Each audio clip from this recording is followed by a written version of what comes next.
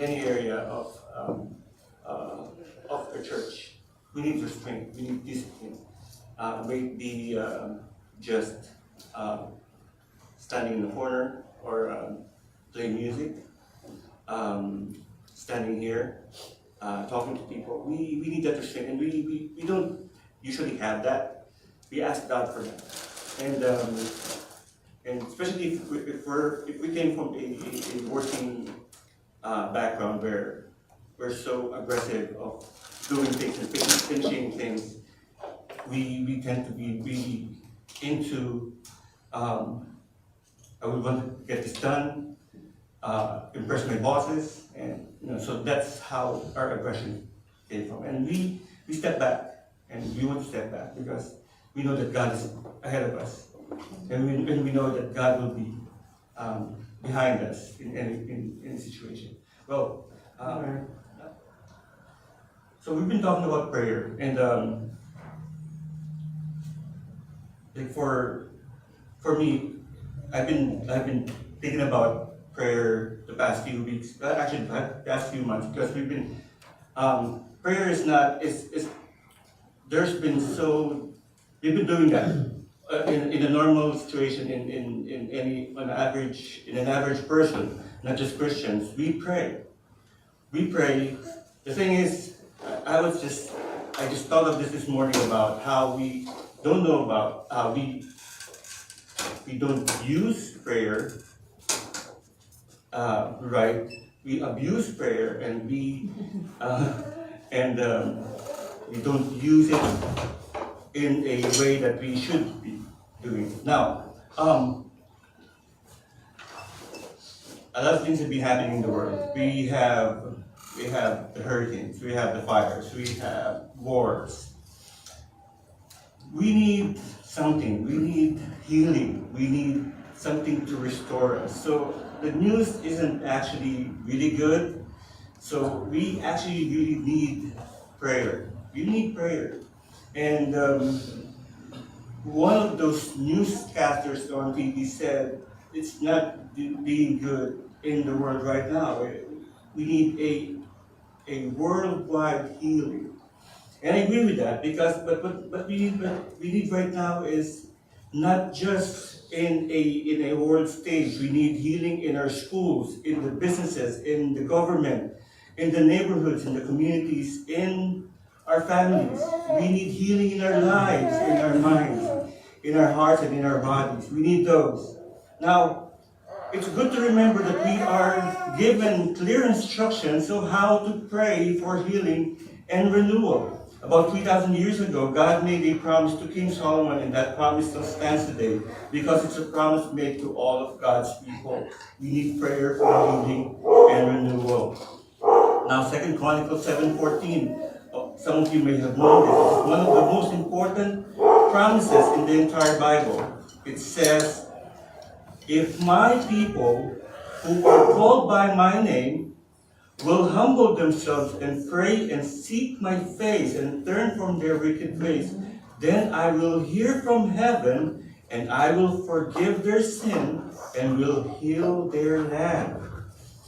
I want to point out a couple of things before we actually discuss this verse apart today in our devotion. The first thing is that this is not a promise for everybody. It's not for everybody. It's only for, it says, for my people.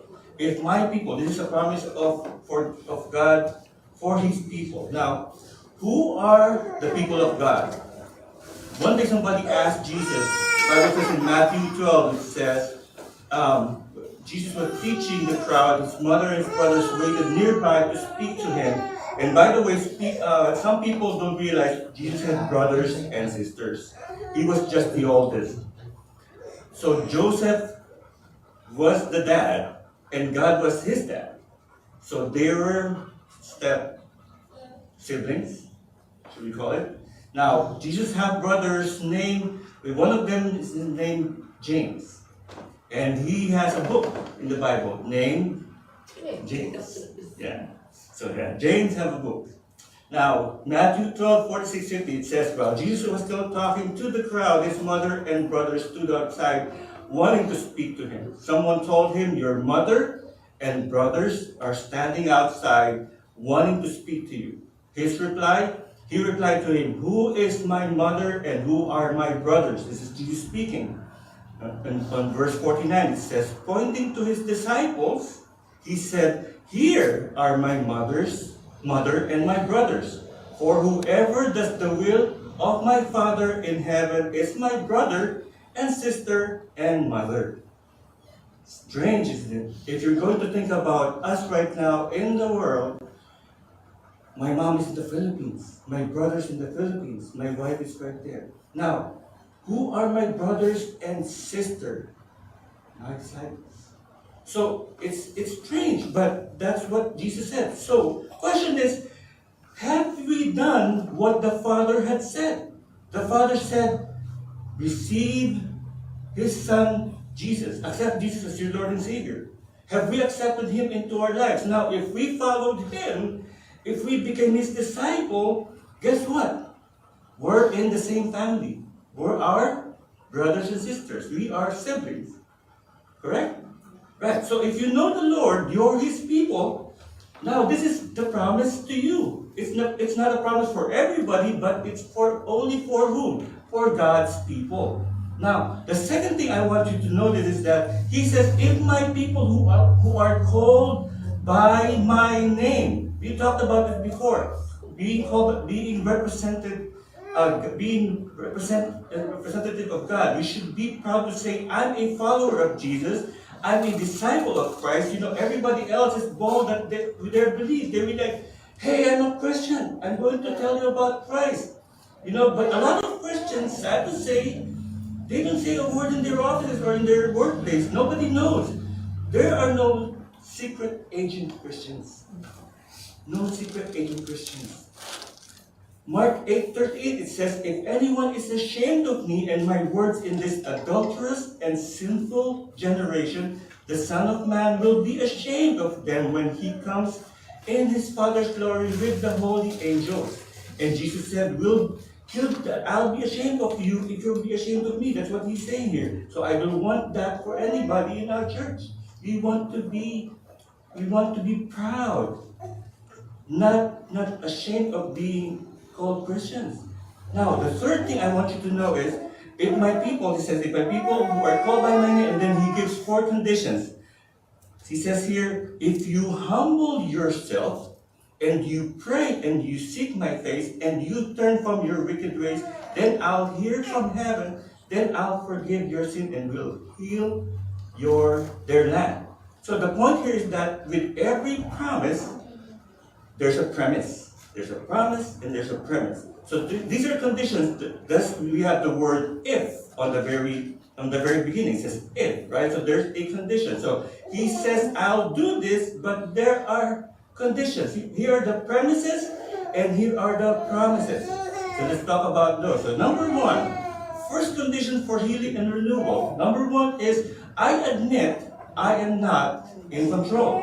So I admit I'm not in control. And what is that called? That's called what? Humility. It's saying God is God and I am not. God is God and I am not. The first condition for healing, for renewal, if my people will what? Will humble themselves. Humility is the first step to healing. We have to humble ourselves. We don't make demands in prayer. We don't ask God and God became our genie. God is not our genie. God is not my genie. So by the way, did you know that in the scripture, never are we ever commanded to pray for humility? Never. The Bible doesn't even tell us, God, please humble me. No. You never pray to God, humble me. Why? Because humility is a choice.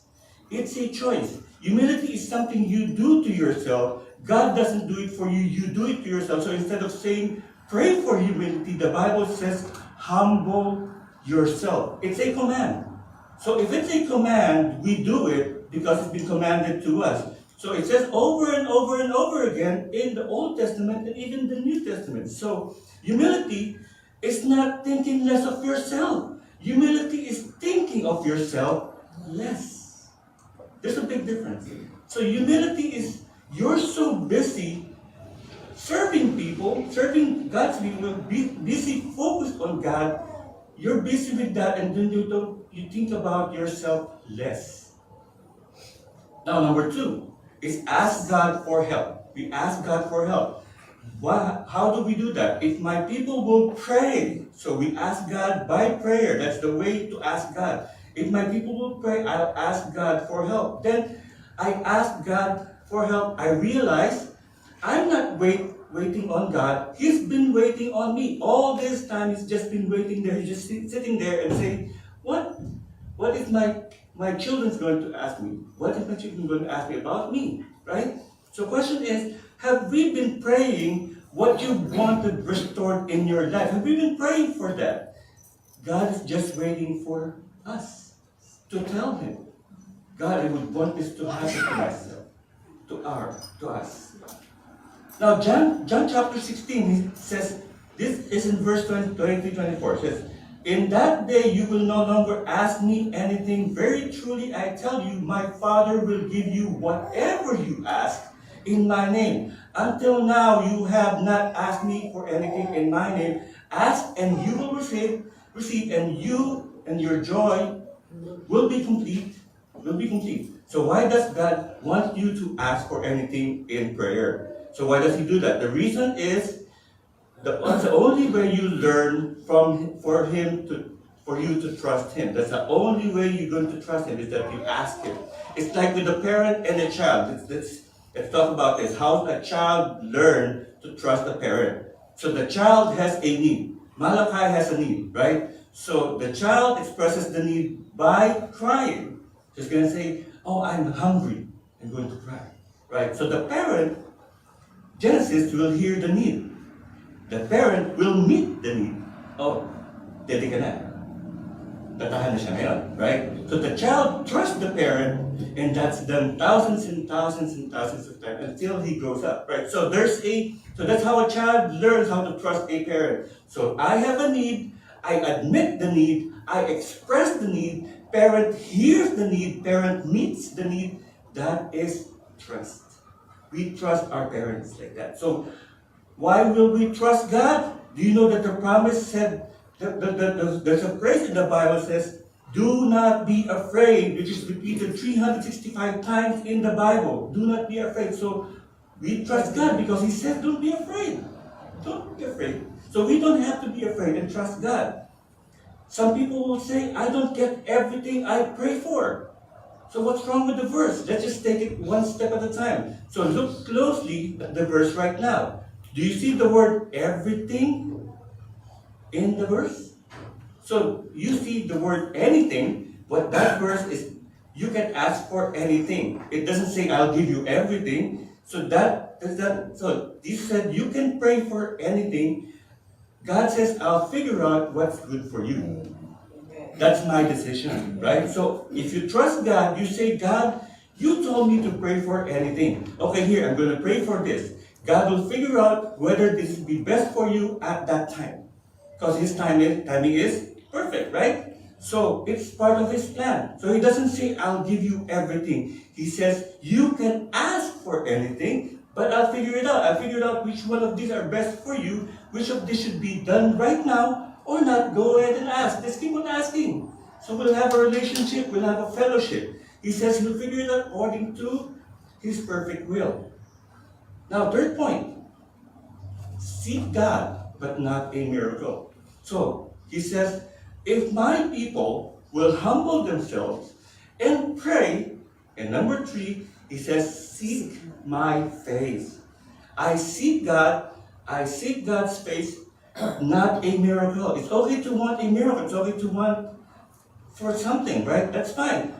It's okay to want healing and renewal, but it's not what you seek. You seek what? His face. If my people will humble themselves, seek my face, not seek a miracle, not seek a sign, not a healing, not seek prosperity, not seek 1,000 gifts from God. No. So you stop seeking the gift and just go and say, God, I would want you. I want you, just you. I want to know you. And when you seek God, you get everything else. Remember Matthew 6:33? Right? So, but God is not a vending machine. He's not a vending machine. And there are unfortunately, many millions of Christians today who spend all their time praying and seeking what God has to give them and nothing to seek God Himself. Nothing. So seek Him, not merely the blessing. If my people will seek my face, what does that mean? It means, Lord, whether I get the answer or not, I want to know You. Whether I get the healing that I want or not, I want to seek You. Whether I get the answer or not, I am going to seek You. And as I come to You, if I don't get what I think is best for me, what I think or feel is best for me, I'm going to be satisfied with what You think is best for me. What God thinks is best for me. So Proverbs 8:17, it says, I love those who love Me, and those who seek Me to find Me. So if you want to be good at anything, you should be willing to invest the time. It's really simple. You have to be willing to invest the time. You want to be good at playing guitar? Invest the time. You want to be pro playing the bass? Invest the time. And you have to be, and to be a pro at anything requires intensity. So you gotta earnestly seek that. You gotta seek God. So if you wanna be pro at knowing God, you invest the time with Him. So what does God want from us? He wants us to seek Him. God, I really want to know You, and He loves that. He loves that we seek Him, not just the gifts, because that gift is going to follow if we keep on seeking Him. Psalm 14:2, the Lord looks down from heaven on all mankind to see if there are any who understand, any who seek God. So what is he saying about that verse? He's saying, the fact is, most of my children really don't even seek Me. It's really rare to find somebody who's earnest about seeking God. We were talking about, Tina and I were talking about, when we get older, it became a fixture in our homes. Kids will be going in and out of their rooms, and then the whole day is going to pass by, and then you don't talk because they have their own business, right? You're going to go out, you're going to come back, you're going to eat, and then next thing you know, it's already 5 in the afternoon, and you never talk because they have their own thing, and it's normal, right? It's normal. It's similar to what I was telling Pastor June this morning that, and it comes to the point that, wala pala akong pera, I'm going to ask my dad, right? So that relationship is something that we have to think about. So with this, what is he saying about the verse? He's saying, the fact is, most of my children really don't even seek Me. It's not seeking God. So we have to seek God. So number 4, last one. The fourth premise to the promise is turn from your wicked ways. Now, what the world does, what does that mean? So I'll heal you, but you gotta be what? Turn from the wicked ways. So I will turn my attention from the world to the Word. So I will turn my attention from the world to the Word. Let's talk about wicked first. It's not the movie. So wicked is what people think which is bad, which is evil.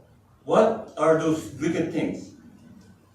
Anything like assassinations, abuse, genocide, extortion, murder, torture. That's what they call wicked in this world. But the Bible says differently. It says wickedness is forgetting God. Why is it so? Wickedness is just forgetting God.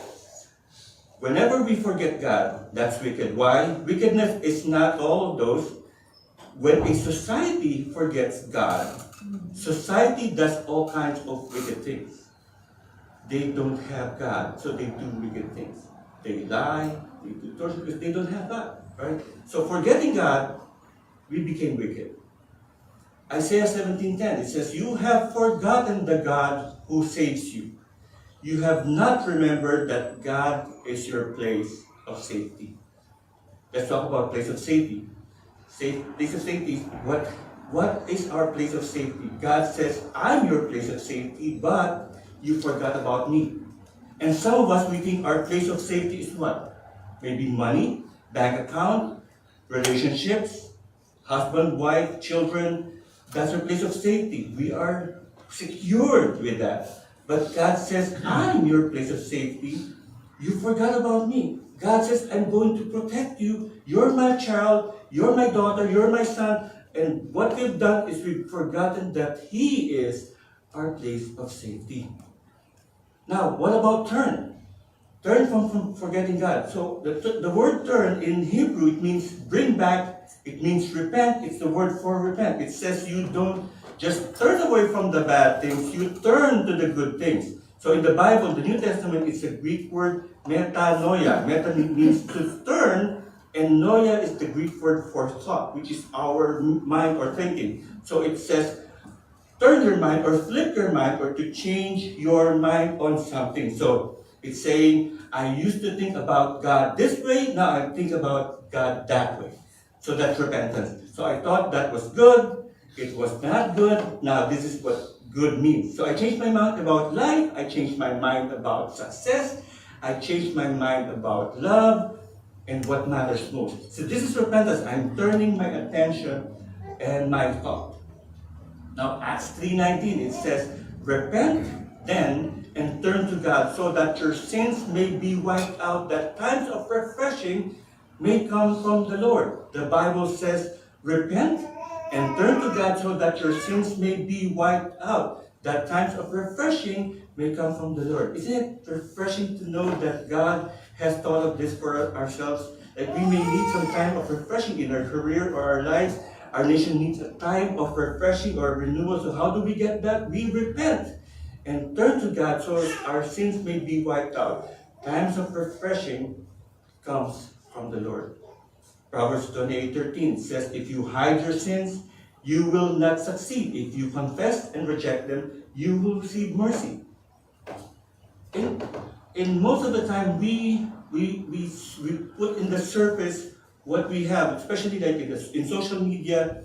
Oh, here's a Christian who's going to say, oh, it's time for devotion, click. Oh, here's the coffee, click, right? We share the world what's good, right? But we haven't shown the world that we are sinners, you know? So in Instagram, we show the good things, right? The good stuff, right? What if we have Sinstagram?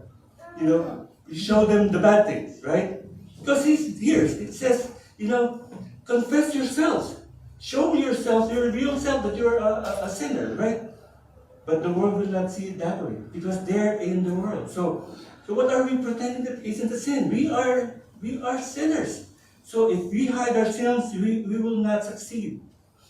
So James 5:16, it says, therefore, confess your sins to each other and pray for each other so that you may be healed. The prayer of a righteous person is powerful and effective.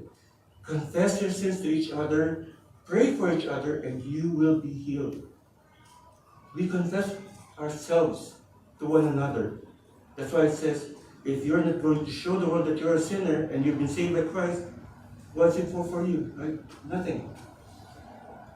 It says, if my people who are called by my name will humble themselves and pray and seek my face and turn from their wicked ways, then I will hear from heaven and I will forgive their sin and will heal their land. Now that's how we pray for healing and renewal. Let's pray. Father God, we want to thank you, Lord, for this time that you give us a clear definition of what we're supposed to stand for when it comes to prayer. And we know that prayer is so vital for us Christians, and we should know that we will have a clarity of what we're supposed to do when it comes to having this relationship to you, the fellowship with you. It's not only time that we go to you because we ask for something, that we pray to you because we seek your face. We seek you, know you every single day, and that constant fellowship is what we want in our lives. And we pray this in Jesus' name. Amen.